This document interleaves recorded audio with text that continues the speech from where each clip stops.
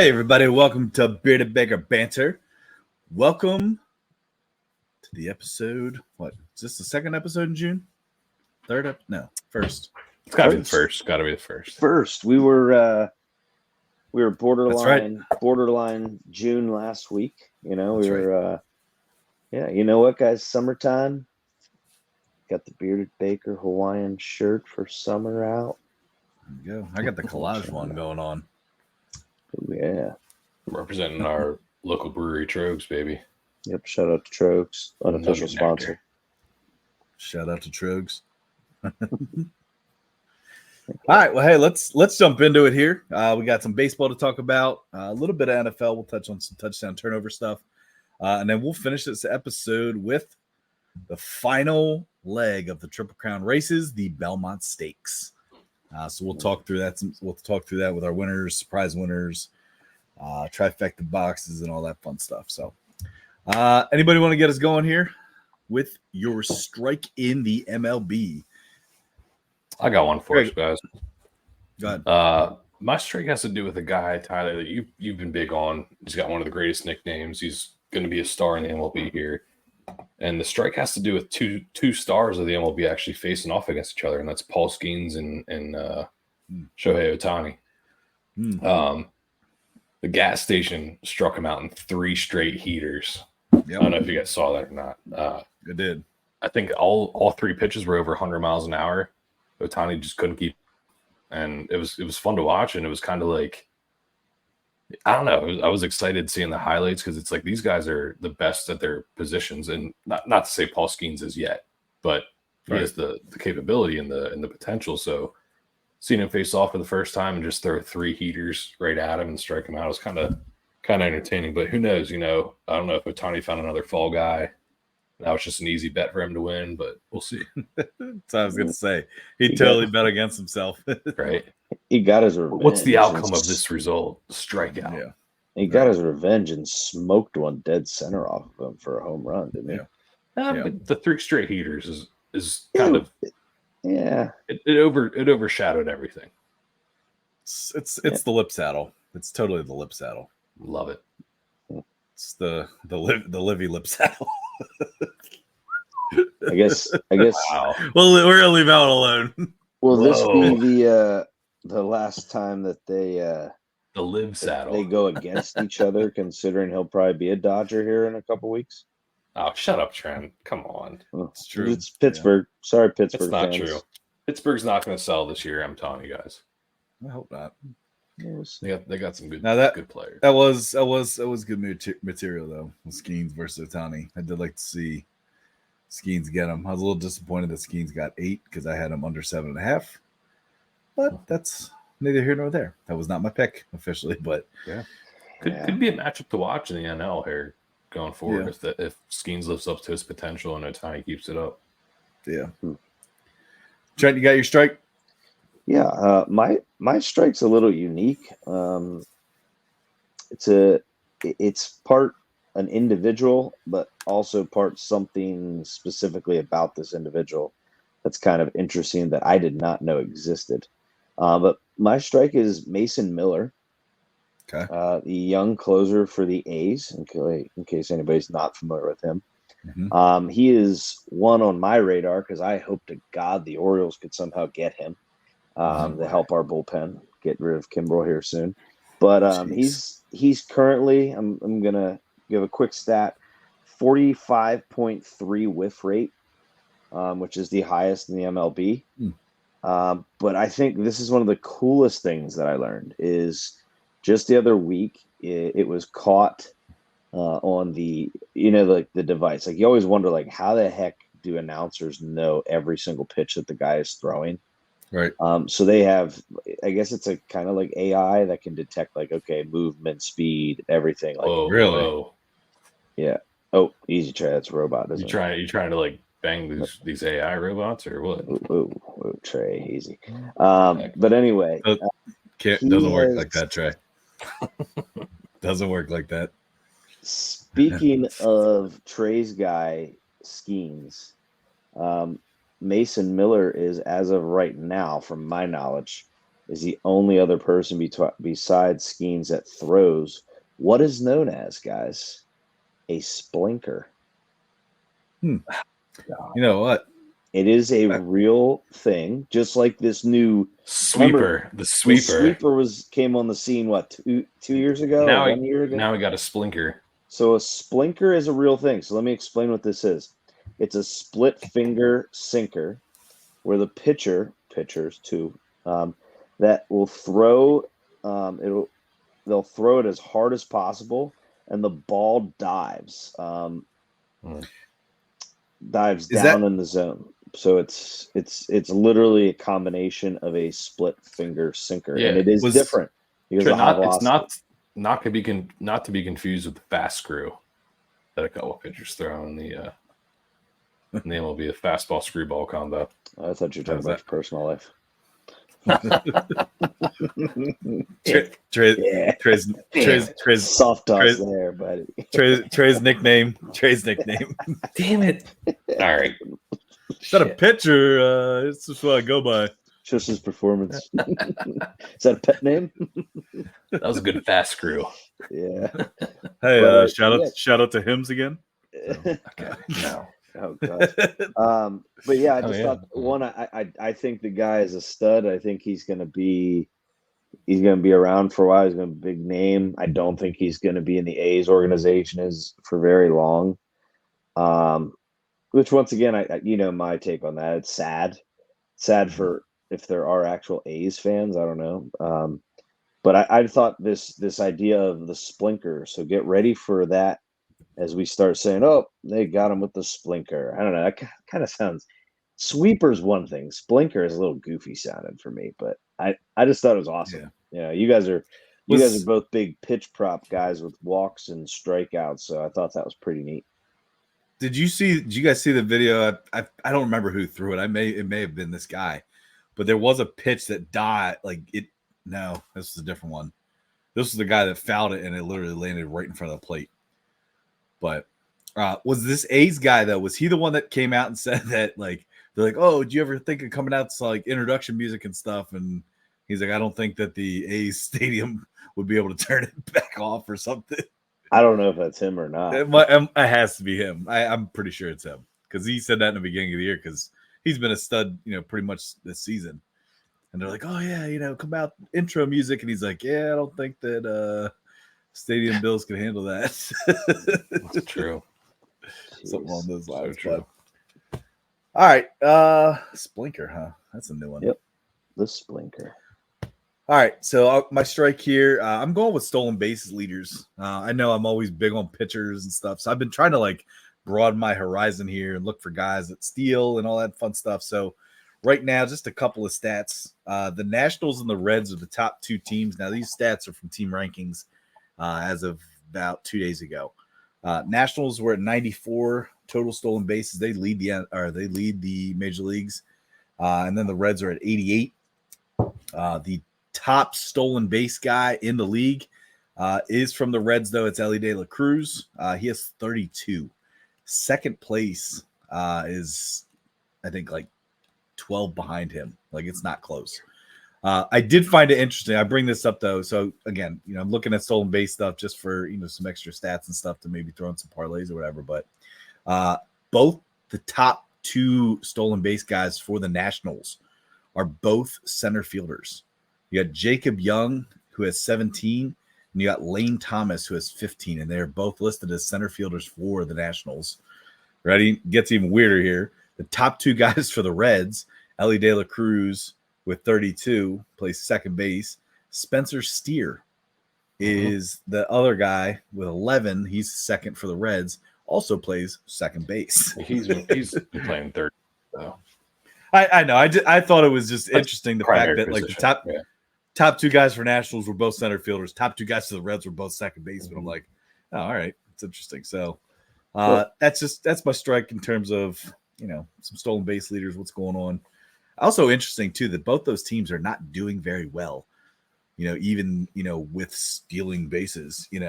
Trying to get some runs and steal some runs, but Reds are down in the dumps right now. Nationals are not doing well. So Reds are a little disappointing for me because I think they super disappointing. good arms in their lineup, young talent. The stud with De La Cruz. Don't forget, one of my wild pitches was De La Cruz will get 100 this year. I mean, he's at 32, so yeah, it's a long way to go. Yeah, I know, but I meant to say though. But what are they? They're like at the 60. Aren't they at like 62 games now? So what do you got? You got 100 more games, correct? Yeah, which is crazy that's crazy to think that there's 100 more regular season games. Yeah, you're not even halfway yet. I love the aggressiveness on the base pad. How that's cool. The base pads with the. I mean, I don't know. I don't think it's like the large bases that are the reason behind it. I think it's the restriction on how many times you can check a runner. Like, totally. After 2. Yeah, it completely changes it. Especially like it's like, okay, if you're really trying to hold a guy on, like now you're, I don't know, you could get behind in the count easily if you're giving too much attention. I mean, we've all pitched. It's one thing to throw over, but but it also kind of takes you out of your pitching rhythm, in my opinion, too. Like I know the fans at places love the boo when the pitcher checks a runner or whatnot, but I'm like thinking to myself, as a pitcher, I hate that I have to do that. Like it's kind of like I just want to focus on the batter and go. But yeah, I love the aggressiveness on the base paths. I also get mad sometimes though at pitchers that are struggling. Maybe they walked a guy or two and now they're trying to like throw over and pick them off. I'm like, dude, you can't afford it right now. You need to focus on the next batter because you can't even pitch a strike right now. So, like that does frustrate me. Kimbrel. I'd like to make a hot take. I think they need to fix that rule with the pitch clock. Which the amount of times you can throw over to a base. Nope. Because I think it does give an advantage to the base runner a little too much. That's all they wanted though, Trey. No, because trying to get to a point where if you can take off, you're going to steal that base no matter what. So let the pitcher work. All right, you're already the games last 2 to 2.5 hours. That's great. Okay, you don't need to make them move any faster. You don't. Most sports don't last shorter than 2.5 hours to begin with. A baseball game to last that what? I think you're missing like it's in every league. All new rule changes, both baseball, football, kind of basketball too. All rule changes are to favor offense. Mm-hmm. Mostly football. Okay. Like I said, so Trey, I'm agreeing that it takes away from the pitcher with you. I'm agreeing with you, but I'm saying I think all leagues want points. I don't like that the strategic decision to throw over and potentially pick a guy off goes against the pitcher. You have enough as it is against you. You can't use sticky stuff. You're probably throwing a juiced ball out there. Hey, sticky stuff. Shut up. But no, and then now all of a sudden you're limiting the amount of times they can throw over and challenge a base runner. Like that, I don't like that. They need to adjust that rule, in my opinion. Because Ellie De La Cruz, he can steal every base, and then all of a sudden you throw over to him twice. Guess what? Here you go. Here's second base. He's going no matter what. You're right. But and he'll still give him a challenge. Give the people a challenge. Stupid. Yeah. It's like the ghost runner on second on extra innings. It's so stupid. That I don't like, but I also see because it does save arms. Wow. It also depends on what. So they just get more Tommy John when keep saving arms. It also depends too on what your bet is. Sticky stuff that will save your arms. Sunscreen and rosin. All right. Hey, if you guys don't mind, I'd like to start off with my ball. You sure would. No, you can't. You can't. Just kidding. Go ahead. All right. Tyler always starts with the balls. That's okay. Yep. Wow. Woo. Yeah. Okay. Go ahead. Giddy up. He's all right. trying to brew something up right now. I know. No, Trey does it to himself, so it'll come up later probably. All right, my ball is a popular name, obviously in the baseball world news right now, and that is Tucupita Marcano, the shortstop Took a peek at my what? Shortstop from the Padres, the guy that's now banned for life for betting on baseball from 2022 to 2023 as a member of the Pirates. The reason I made it my ball isn't necessarily because of what happened, but more so just of how his bad of a percentage? gambler. Dude. Yeah, so here you go. Ready? So he gambled on 387 baseball games. 231 of them were MLB games. Gambled over $150,000, had a 4.3% success rate on the MLB bets. So out of 231, 4.3 success rate. Now, so go ahead. why are the sports books not like calling him out? Let him keep collecting his money. Yeah. So, and Idiots. that's another one of the things here, though. It was a tip. They were tipped off by what they're calling a legal sports betting operator. Was the one that blew the whistle on him. But just so that everybody's kind of clear on this stuff, it's Rule 21, which is posted in every clubhouse in baseball, that states that betting on any baseball game which a player, an umpire, a league official, or a team employee has no duty to perform results in a 1-year suspension. All right. Now, he received a lifetime ban. It says because betting on a game in which the person has a duty to perform results in the lifetime ban. So because he was betting on his games, right. And supposedly, I mean, maybe that's why his success rate was so bad, was because the rumor is that he was betting on him to win. So, yeah, so he received a lifetime ban. I mean, I don't know. I mean, we're not going to get too much into it because we've talked about it a lot over the last couple months and stuff with gambling and sports and what it looks like with legal and not legal. But you know, it's going to happen. You know, you're going to see more of this. You know, you see it in every single sport now. It's like, and I honestly think you're going to still. I know I've said it before. You're going to see it a lot in college sports. You're going to see it a lot with those college athletes and stuff because they're able to bet on their games. Did you happen to see what the Duke baseball player, his first tweet after Duke got eliminated from the College World Series? Yeah, exactly. He tweeted, "Hello, DraftKings." But like, that also tells you too that he was betting while he was playing. Or what prevents? Okay, a hypothetical. Ready? Say I'm playing a college sport. Tyler, you're not. What prevents me from giving you a $50 bill? Yeah. And me just saying, "Hey, would you place this wager for me on your book?" Like, you're telling me boys aren't helping boys out, or anybody's helping each other out. Like, so hold on. My response to you then would be Ohtani. Yeah. But that's exactly what it is. Yeah, that's what frustrates me is superstar name, LA market, record-breaking contract. Yep. Well, this was the quickest, cleanest investigation that we've ever done. Trust what the FBI found, because that's trustworthy all the time, right? So it's like, come on, and then you make. Somebody just knocked on my door when you said that. Oh, sorry. Just kidding. I'm just kidding. But seriously, like that's bullcrap. You're telling me Ohtani didn't know. I know I used that as my ball weeks ago, but it's so Trent, to completely agree with you. I thought the same thing about kids in college. Say a college kid is friends with one of the basketball players, a prominent basketball player. Dude, don't score 20 points today in states that can bet college props. Or, hey, man, like, do you guys think you're going to win today? Like, what's the coach? There's so many things that you don't know what happens behind the scenes. And what's a random kid at a school? He's allowed to bet on a school. What are you going to tell him he can't? And if he bets a couple thousand, like, who's going to prove that he was talking to some of the players? Right. One of the most recent examples, Trent, that you brought up is, what's his name? Jonte Porter from the Raptors.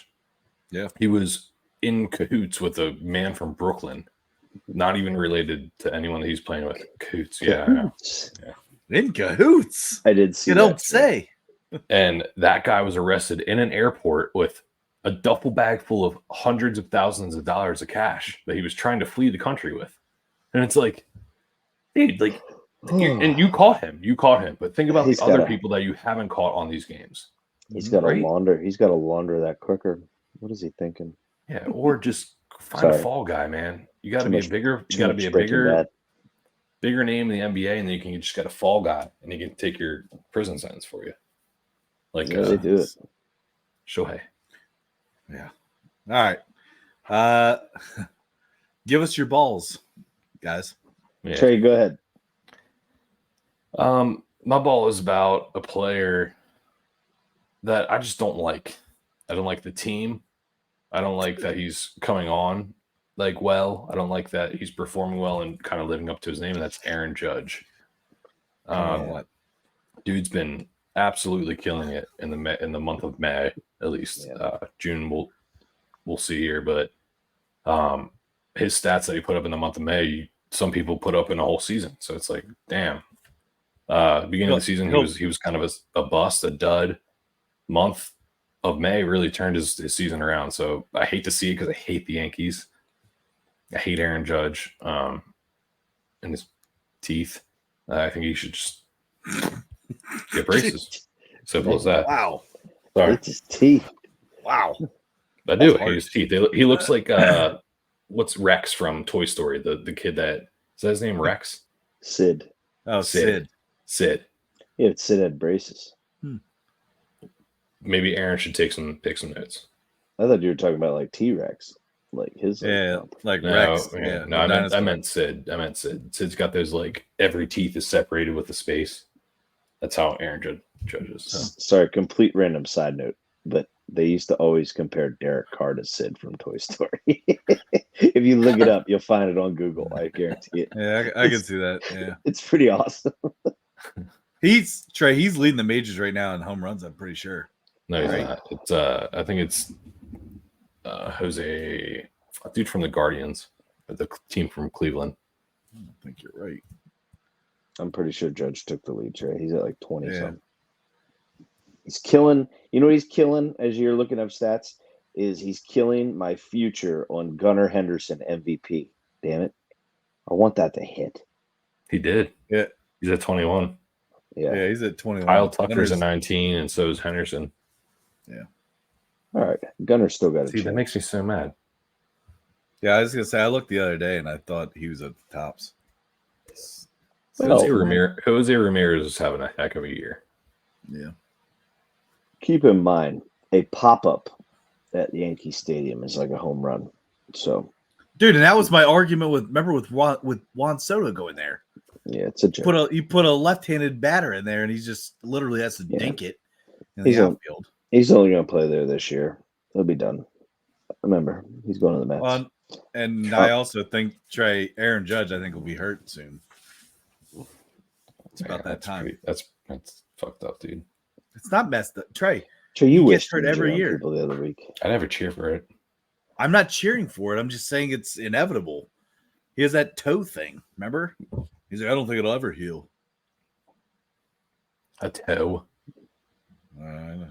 Careful there. I know how excited you get about that, too. My gosh, sure. All right, guys. You ready for my ball? Yes. Let's hear it. And I'd like to start out by publicly apologizing to our buddy Steve. Fast breaks. Ooh. That's how you're going to lead into this? Yeah, I feel bad, but it's glaring. Oh. I was on board with him and his team early on, but my ball is the Cubs. Ooh. They have been struggling. I'm just going to put this out there. The one team that we know in Chicago that is absolutely horrible, the beginning of this week, last 26 games, both teams are 9-17. Just trying to figure out why Trent looks like Robert De Niro when he's talking about this. You know. Yeah. Yeah. It's like I'm watching Meet the Parents. So, once again, this is based on me. Horrible. Sorry. Horrible impression. Yeah. In terms of wins, White Sox are 30th. So I'm kind of, it's all Chicago baseball pretty much. Just trying to hammer out another market, guys. Just, yeah, man. But listen, I'm hating on their baseball. New York City last week. They probably hate they probably hate these teams too. But 30th in wins for the White Sox, 29th for wins for the Cubs. Runs per game, White Sox were 30th, Cubs are 29th. Batting average, White Sox are 26th, Cubs are 30th. On base percentage, White Sox are 30th, Cubs are 29th. Slugging percentage, White Sox are 28th, Cubs are 30th. I mean, you go on and on. They're just Chicago Bad teams. baseball.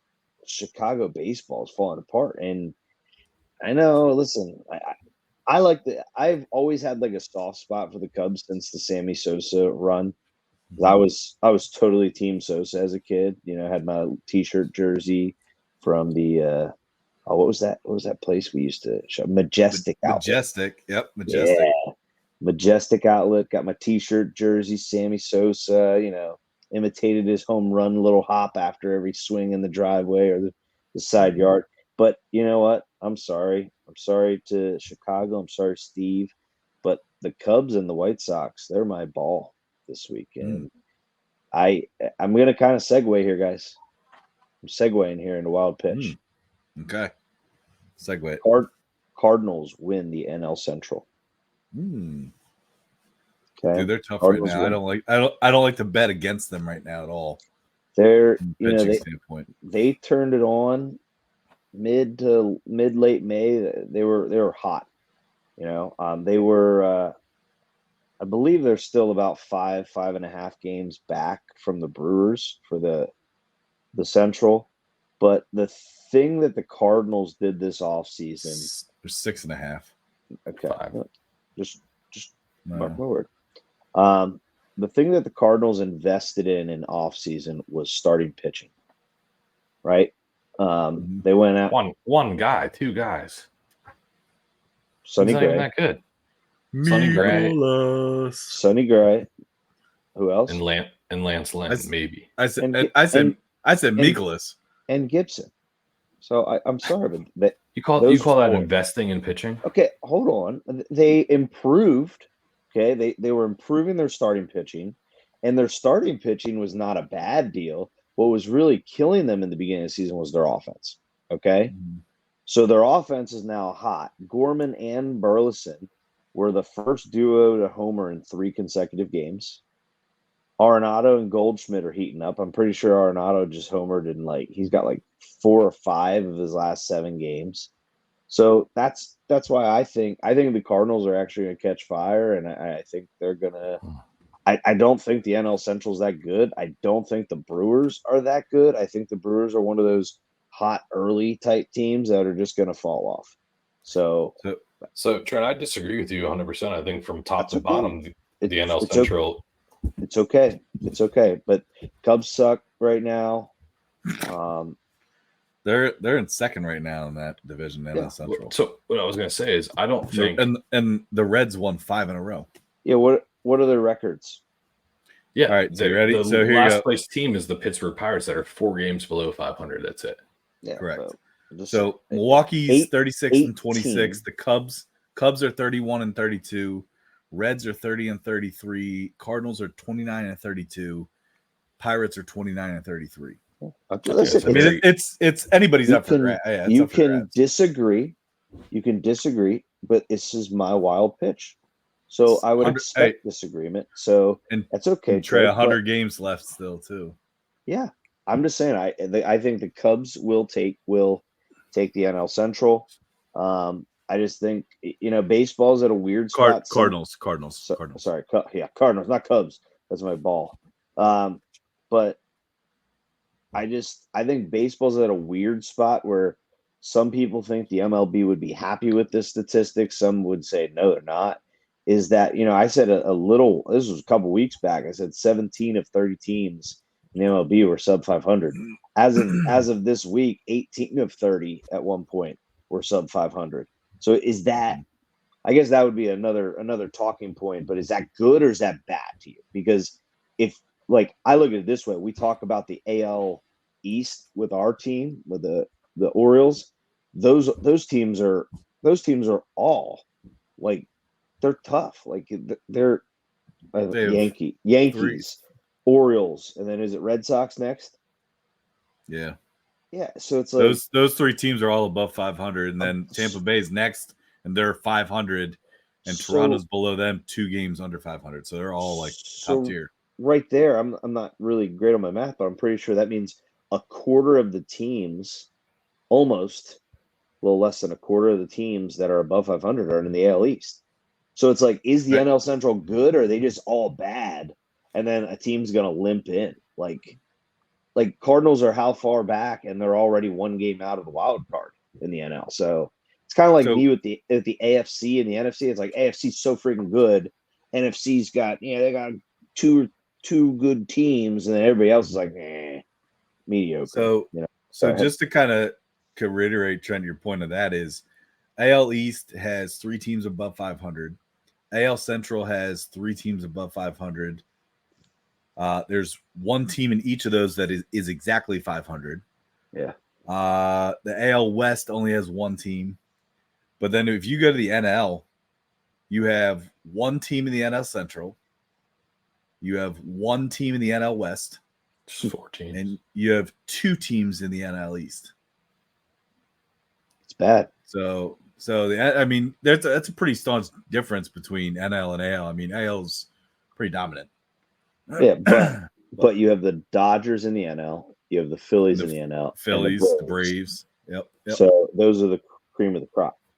Yeah, cream of the crop top. So that leads me into my ball, or my wild pitch. I'm sorry, my wild pitch. So we already did ball, Trey. So I actually have 2 because I couldn't decide on which one to bring to the table this week. But based off of what you guys just said, I'm going to lead in with this one, and that is that the Atlanta Braves don't make the playoffs this year. That's so dumb. That is so dumb. Why? I just think it's dumb. Beer bet. Because I will don't even need a reason for that. Time out. I will. Time out. This is a wild pitch. The point of a wild pitch is for it to be a bold call, and you guys are like trying to beer bet me and call me an idiot. My bold call was bold call. That's a bold call. My wild clearly the Phillies win the NL East. In my opinion, you won't let me finish. My wild pitch is the Astros don't make the playoffs, and you beer bet me. Pitch. This is my wild pitch. So yeah, I think the Phillies win the NL East. I think whoever wins the Central gets a playoff spot, and I think the second place team gets a freaking wild card as well. And I also think the Arizona Diamondbacks, who have the second easiest schedule after the All-Star break, are going to go on a run, and they're going to make the playoffs as a wild card behind the Dodgers. They're heating up. And you know who else can make the wild card? Who's that one guy for the Diamondbacks? Which one? With the pitcher, hitter? No, the hitter. Ketel Marte. Yeah. There it is. Yeah. I thought I was hoping for the accent there. Yeah. Ketel Marte. Give me that Google accent. No. So my wild pitch is that the Atlanta Braves won't make the playoffs. My second wild pitch is that there will be an additional no-hitter this year, as well as a perfect game. So Ronel Blanco already threw a no-hitter with, who knows? Asterisk. Who knows? Asterisk. I'm not one to judge. He wasn't caught, so we don't know. But I think there's going to be one of each still, a no-hitter and a perfect game left in this season. That's my pitch. You think a perfect game? Yep. Wow. Trey B. Boulder. Corbin Burns throws one of those too. Logan Gilbert throws it. Against the Astros. No, I think he throws it against the Angels. Who the Angels just swept somebody. It's bad. Anyway. All right. My wild pitch isn't because it's a bold statement. My wild pitch is because it's something that's really random. Came across a graphic this week from a Facebook page called MLB Shots Fired. Shout out to them. This was proposals at baseball games. I saw this. It was a very interesting graphic. The price. Most expensive teams to propose at or host like a formal proposal kind of thing. The Dodgers at $2,500 to propose. Just to fucking propose. Second was the Nationals at $1,500. You ready? And I'll tell you what, this is a steal right here. The cheapest and arguably the nicest ballpark, the Pirates, $39. That's it. $39 to propose at PNC Park. It's like a good steak. Beautiful place. Yeah. And then you also had the Braves, the Rockies, and the Reds were the next cheapest, all at $50. Now, there are some teams that don't allow proposals. I bet you're wondering, who are those teams? You have the Blue Jays, don't allow it. The Angels, the Royals, the Mets, and our beloved Orioles. No way. Do not allow proposals at their baseball games. I don't like that. I think that's stupid. Hey, it's probably they're saving you. You might get the ring stolen before you get into the park. Whoa. No, but I did find that interesting. So I mean, it's Sorry. to see the most expensive being $2,500 and the cheapest, and like I said, arguably one of the nicer ballparks in Major League Baseball at $39. Does the proposal package at the Pirates include like some Iron Cities or no? Dude, Iron Cities and a Pittsburgher sandwich. Mm. I'm just kidding. That'd be awesome. Give me one of those Pittsburgh hot dogs with the onions and the pierogies on it. I'll take one of those guys. Right? Yeah. But yeah, so that's my wild pitch again. That's not because interesting. it's something crazy or bold, but proposals at baseball games. 2,500 at the Dodgers. Like, come on. Yeah. Like, come on. Like, I mean, don't do it. Just do it on your own. Like, now to clarify, that means do it in the walkway. I was gonna say that means it's like up on the jumbotron. Announced, right? Yeah. See, I would just stand up and be like, "Attention, everybody!" Oh wait, I guess you can't really do that in a public place. That doesn't sound right. Just yell fire. It's like Tommy Boy. Everyone, just take a second. There's some other guy with a tiny head. Tiny head? Nobody. God, I love that. Now, Trey, that was actually decent. Yeah, no. I think it was even better that you like tucked your head down, so it just sounded like it came from nowhere just now. Kind of did it. I thought he hit a button. Yeah. God, I love that. God, I love that. Yeah. Shit, that was bad. Was that bad? No, that was a good one. That was all right. All right, good. I think it's because you like tuck your chin and it like muffles your voice a little. Like it's good. Okay. Well, all right. Kind of like that. You ever see that easy button? Yeah. He kind of looks like Dan Aykroyd. Dude, the sounds get weirder from that bottle every week. That was a good Richard Cork Pop Top. Wasn't it? And he also changes his name of those every week too. Yeah. Richard there, Cork Pop Top, Pop Top. No glass needed. Look at that guy. No, it's the second week in a row. Yeah. All right. You guys ready to transition here? We got some football. Like I said, these are all kind of related in terms. I got 3 touchdown turnovers for you guys. Let me know what you think. Trey, did you say you have one too? Yeah, if you don't take it. I probably won't take it. Mine are all kind of very similar. Let me start with mine then. All right. Go ahead. Touchdown or turnover? I'd rather have Aaron Rodgers' career over Eli Manning's. Ooh. Can I add a question for clarity? Sure. Like, can I consider what Eli Manning has now to this day off the field, or is it only playing? It's career, just playing career. Okay. I just want to know. Man, I gotta go. I'm sorry, Trey, you're gonna hate me. I gotta go Eli Manning because 2 Super Bowls. Turnover. Oh yeah, sorry, turnover, because Trey totally posed it in his favor. I'm going turnover because 2 Super Bowls, and both of them had like quite the legendary like storyline, in my opinion. One you It's knocked Tom Brady. off, yeah, both against Tom Brady, but like you have the miraculous. I don't know if this was the same one. I'm mistaken, David but Tyree. miraculous David Tyree. But then you also have you knock off probably the best, the most talented team. I know the Dolphins are the only undefeated team ever and to win a Super Bowl, but I think that the Patriots team that year was probably the most talented team that the NFL's ever seen, and you knock them off in the Super Bowl. So I know Aaron has the MVPs, but I'm going Eli Manning. Yeah. I already know Tyler's answer, but I'll let you go then, Tyler. But Trent, you guys might be surprised by this. Unless Rodgers wins back-to-back Super Bowls this season and next season, I would also probably take Eli Manning's career. I honestly, I would say if he wins one more, I'd take Rodgers. Okay, Yes. I'm fair with that too. Yeah, I would agree with that statement.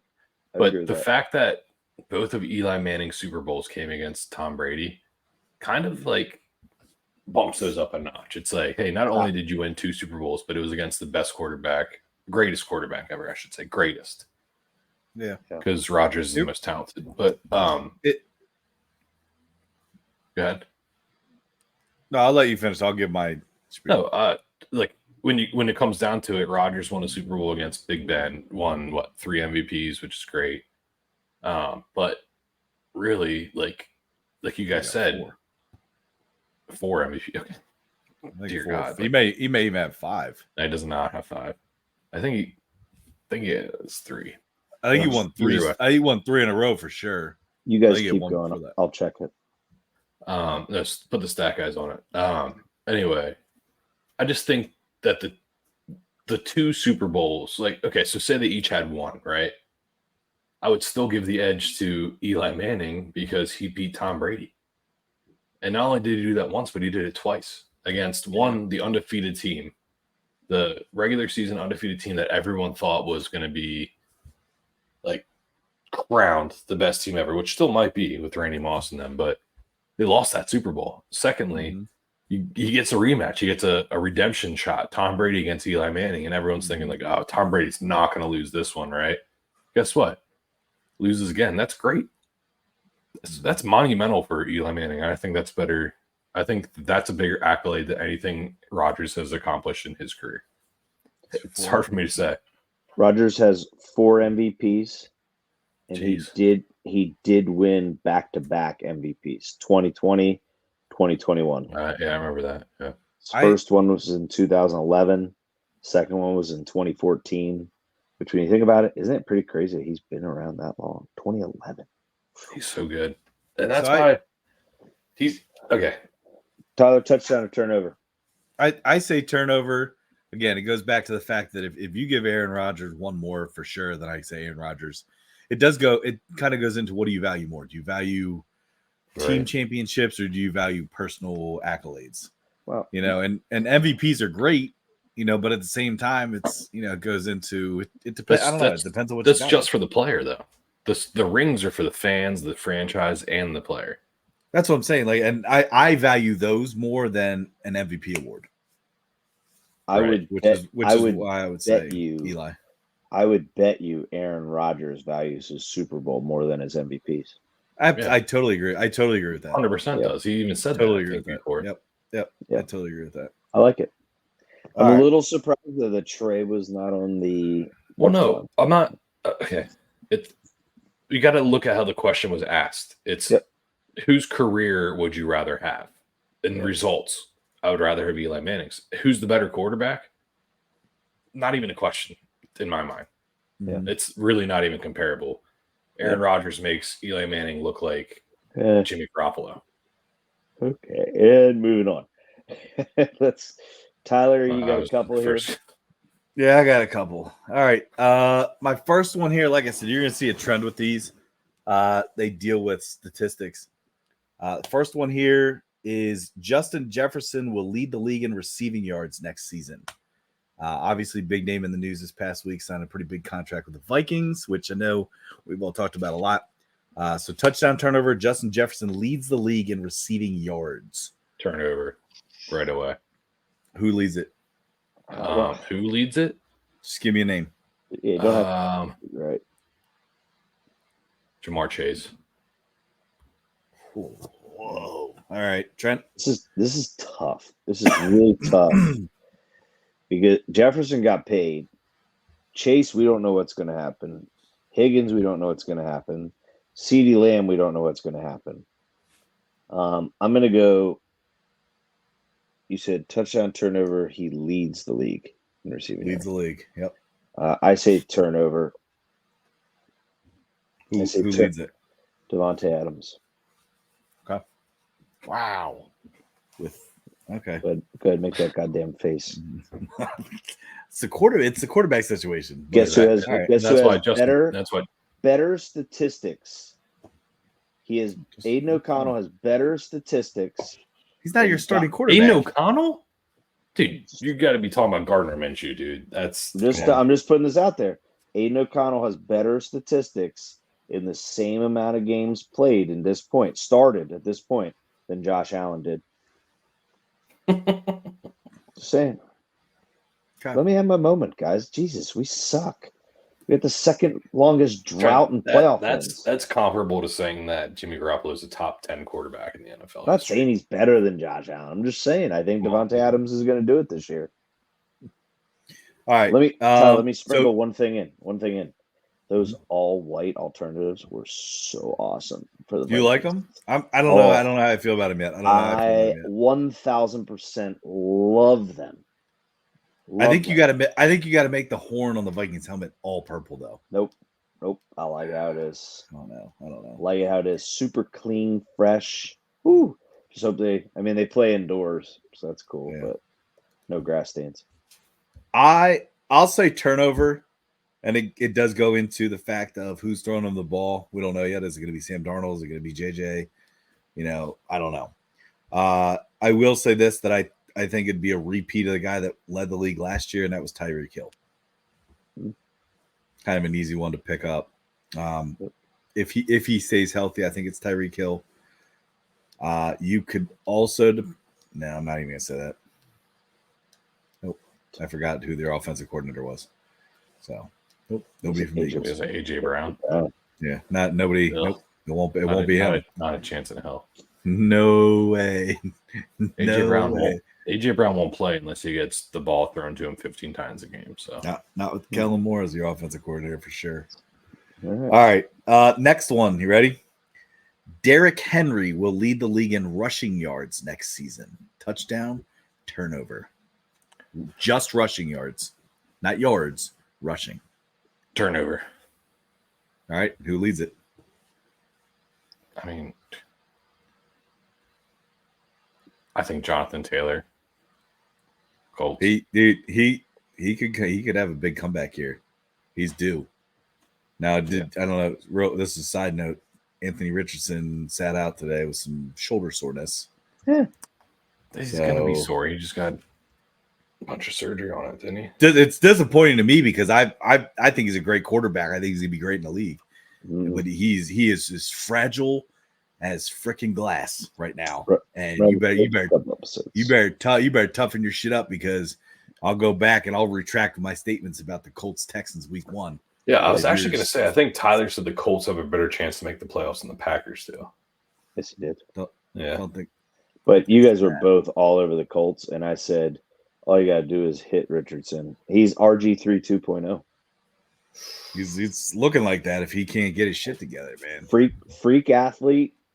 He's a freak. He's great arm, great athletic ability, but he's not going to last.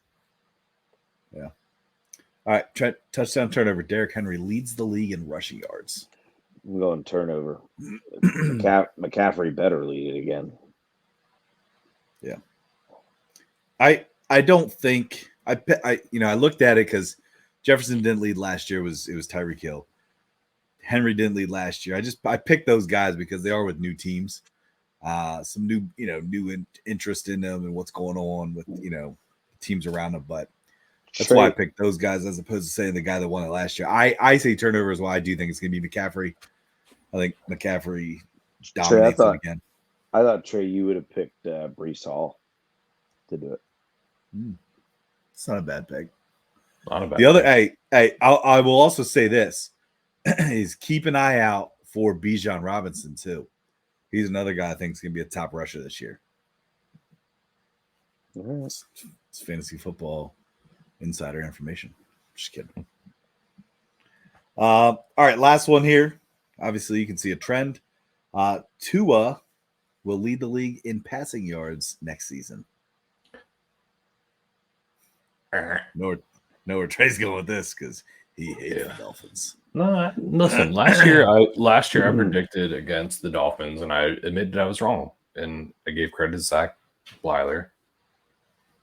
I think last year was their year to kind of do it, and they didn't do it. They got kind of crap luck against a negative 23-degree game against the Chiefs in the playoffs, but until the cookie crumbles sometimes, and unfortunately, I think that was their year. Yeah. So no, I am turnovering that.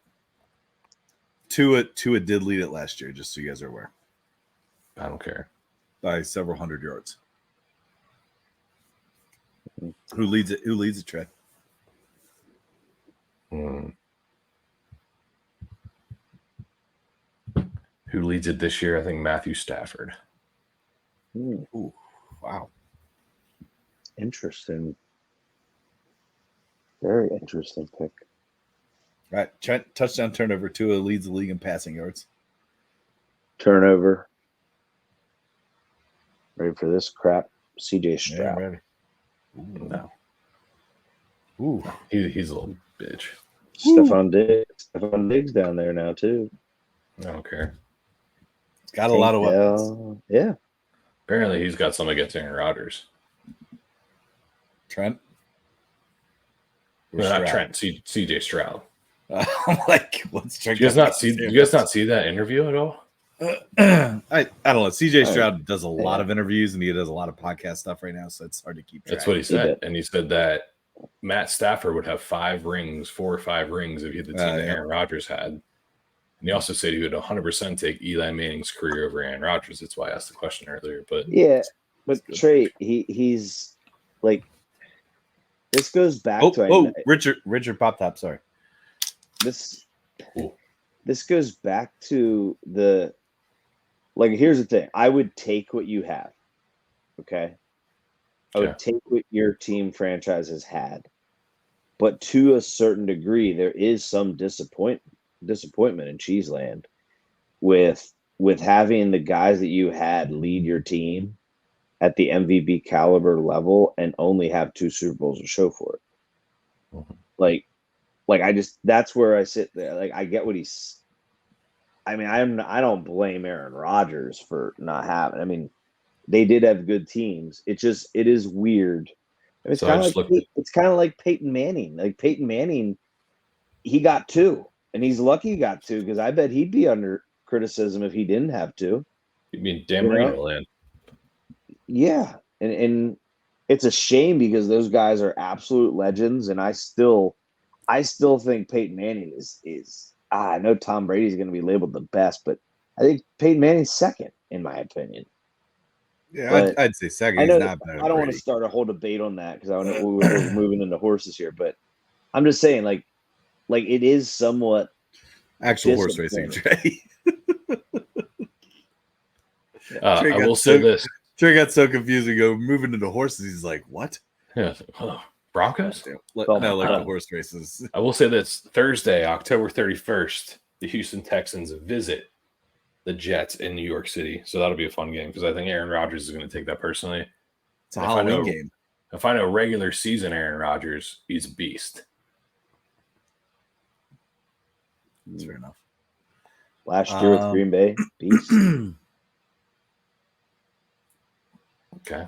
Last year with Green Bay when we had who was our number one?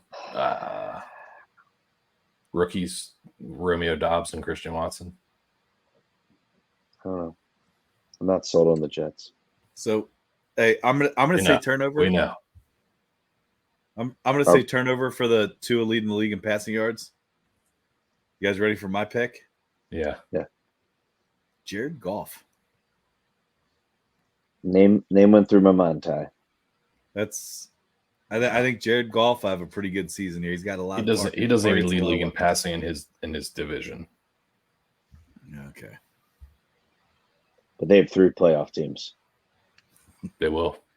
Guys, touchdown turnover. How many teams from the NFC North? God, I cannot wait to hit 3 playoff teams, and I'm gonna expose myself in this podcast. The real question involving the NFC. Don't do that.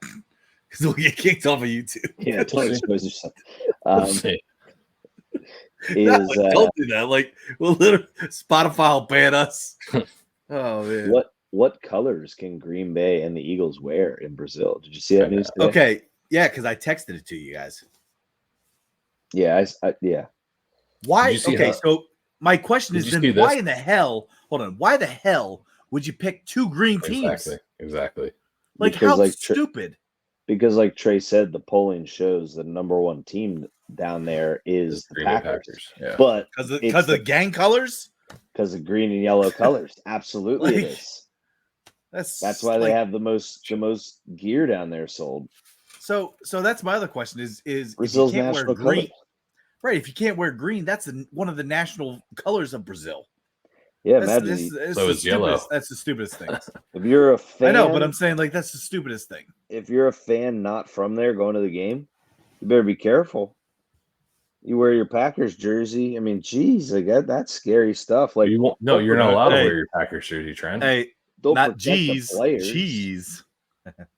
Yeah, they'll protect the players and whatnot, but you ain't gonna be. The fans aren't under protection. Like, I would never. The thing that they're gonna wear those ugly ass jerseys.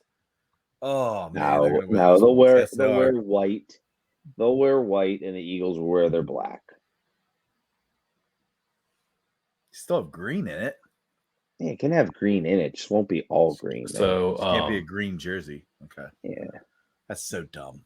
I thought the thing that was more crazy is that they cannot leave their hotel the whole week, and they're going to be traveled to and from the stadium and practice facilities in armored vehicles. Like, sounds pretty good. What are we thinking? Sounds like a good game. Good gosh, man! Like, that's what I'm saying. I hate that shit. Like, make it a normal game. Like, now you're throwing in curveballs. That first game of the season, you already got some jitters and rust. Then you're going to throw this on top of it. Trey, it's not curveballs. They're splinkers. Splinkers and fast screws. Yeah. Yeah. Oh, Trey's nickname. Yeah. Hey, you know what fast screws are? How they're best thrown? Using the sticky stuff. That's right. That's right. All right, let's get these horses. Let's do it. Let's close this up. Spider-Man. All right. Belmont Stakes. Saturday. All right. So Saturday. And again, I have 4 main bets that I always make that I kind of lead us through. But if you guys have other things that you guys want to drop in, you want to talk about a little bit, you can. So I'm gonna throw out a win. I'm gonna throw out a trifecta box. I'm gonna throw out an exacta box, and I'm gonna throw out a long shot winner. Which I will say this: I have a feeling that my long shot winner is going to. I wanted to make it my winner, but I made it my long shot just because it kind of falls into the 10-1 odds or greater that we talked about. So I actually think my long shot winner will win. That's, I do like to sprinkle in some, a couple different horses to win and all that stuff, just for fun. But do you guys want me to start and just kind of walk through where I'm going? Go ahead. Mm-hmm. I just have a winner, and a long shot. Okay, so I have the winner. I have, like I said, I'll go just by winner at 8-1 odds. I think is going to be Seize the Gray. I think Seize the Gray actually does win. The X factor in this race, which is interesting that some people may not know if you don't follow horse racing a whole lot. This is not being run at Belmont. It's actually being run at Saratoga. And the track is actually a bit shorter than the actual Belmont Stakes track. So in that case, horses and racing. I mean, that's a big X factor that I don't think a lot of people understand when it comes down to actual horse racing stuff. So I'm going to go with Seize the Gray, 8-1 odds to win my trifecta box. Sorry, let me start with my exacta box. All right, so I got my exacta box here. I got Seize the Gray, and I also have Sierra Leone is my exacta box. My trifecta box, I got Seize the Gray, Sierra Leone, and Antiquarian is my trifecta box. And my long shot winner that I do think will win the Belmont Stakes is Antiquarian with 12-1 odds currently as of, I think it was Wednesday. Okay. So I'm going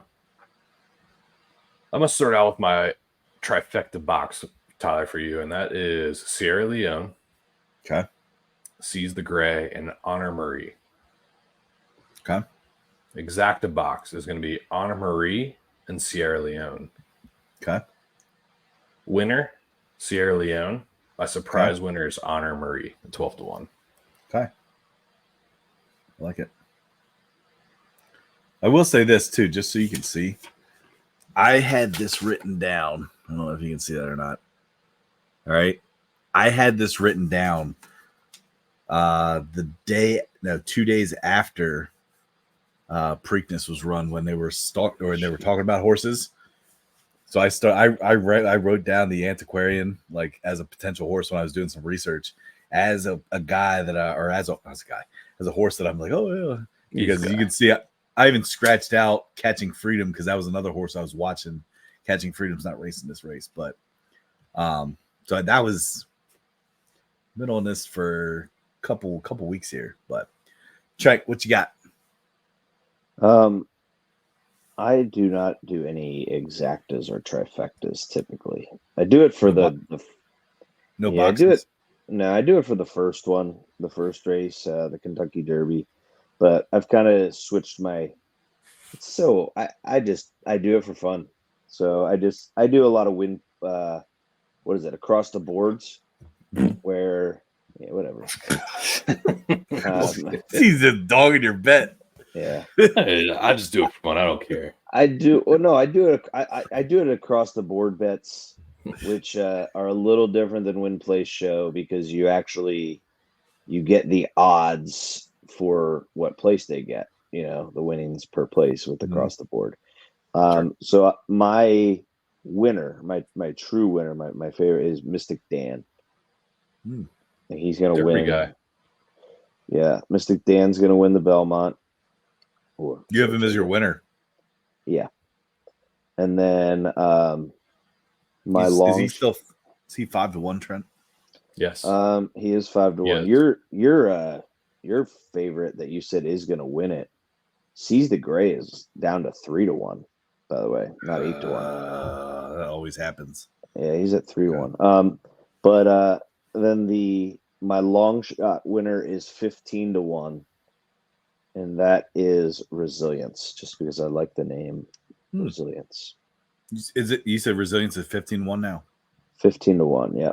Okay. You opened 10-1. Yeah, that's what I. Yeah. Mm-hmm.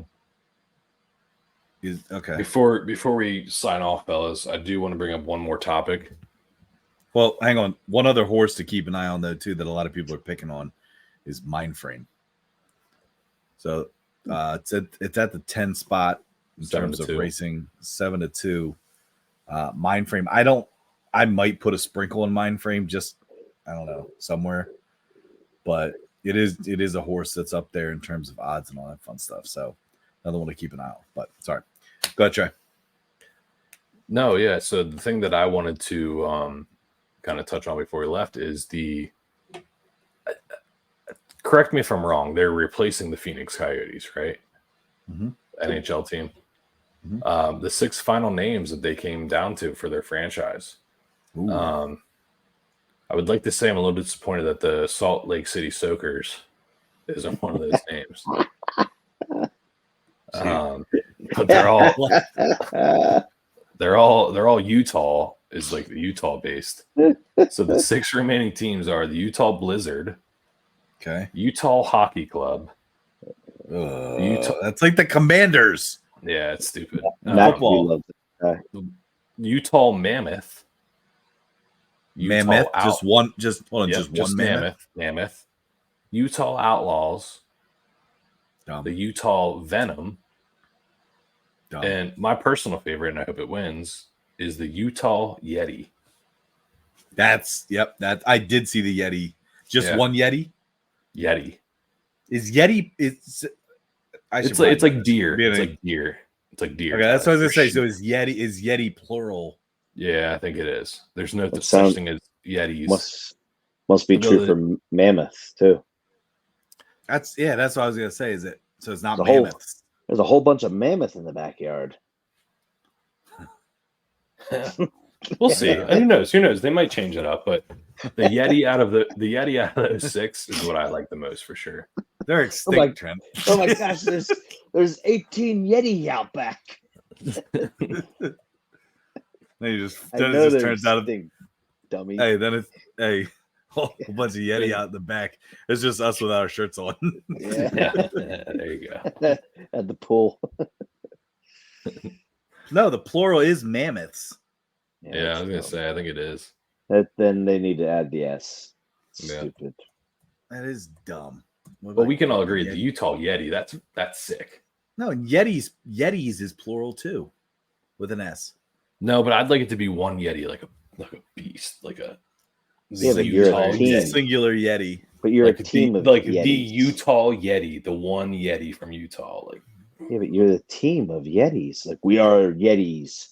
We're not. We are Yeti. We're that. Okay, are you the Miami Heats? That's different. With the Jazzes. Wow. Yeah, are you the Utah Jazzes? There you go. But good one. Thank you, Tyler. I'm a Packer. I'm a Raider. I'm a Niner. Like, you know what I mean? Like, I don't know. That's just weird to me to not have plural for the 49ers, the Raiders, the Packers, the Dolphins. Like, everything is plural, I feel like. Usually, yes. I don't know. It's weird. No, but I mean, it would make sense. So the Seattle makes Krakens sense for Utah. The Krakens. Yeah, that's true. Seattle Kraken. Yeah, I'm a Kraken. I'm a Mammoth. I don't know. I get, but also in the spirit of Utah, though, with the Utah Jazz, it's just boom, we're the Jazz, right? Boom, we're the Mammoth, or boom, we're the Yeti. Utah Jazz is a dumb name for them too. I feel like there's a story behind it. I forget. I remember learning about it. Yeah, Mormons love jazz. I personally, Trey. Is that true? I don't know. You told me on that. I'm like, really? I didn't know that. I didn't know that. I'm like, wow. I should have said, oh yeah, it's your favorite genre. I'm with Trey. Trey, I say scrap them all. You need to reach out in Seattle or Salt Lake City Soakers. Yeah, 100%. Is that what it is? Is it Salt Lake City? No, it's like Utah. That's like it's gonna be Utah. Yeah, I think it's gonna be Utah. Yeah, but dude, how awesome would that be if they did that? Yeah. Hey, Soakers. By the way, speaking of Utah, by the way, guys, just call them the Utah Salt Lakes. We brought this up on this episode, I believe, but the Jazz are bringing back their old uniforms. I saw that. Oh, really? So, no, they're bringing back the mountain ones of uniforms. Yeah, I don't like. But they do have an alternate with the different colors. I don't know what the hell that was. No, they need to. Yeah, just got to bring back John Stockton days, man. They already brought back the John Stockton shorts. Everybody wears those now. Yeah, they do. Although everybody's wearing Johnny Stockton, though. Although everybody's wearing leggings too, which is weird. This is weird to me. All right, fellas. Well, hey, good episode, boys. Enjoy your weekend. Enjoy the Belmont Stakes Saturday night. I'm not sure a post time. 6:41. Boom. There we go. Whoa. Okay. 6:41. It's always a weird time. I hate that shit. But they are always spot on at 6:41. They are running, man. So, yep. I'll be watching the horse races. I'll be celebrating. And let's get the O's back on the win streak after dropping 2 straight. Right. Come on. Let's go, O's. But hey, have a good. The streak still lives, boys. 20 in a row. Yep. 20 in a row. All right. Have a great weekend, everybody.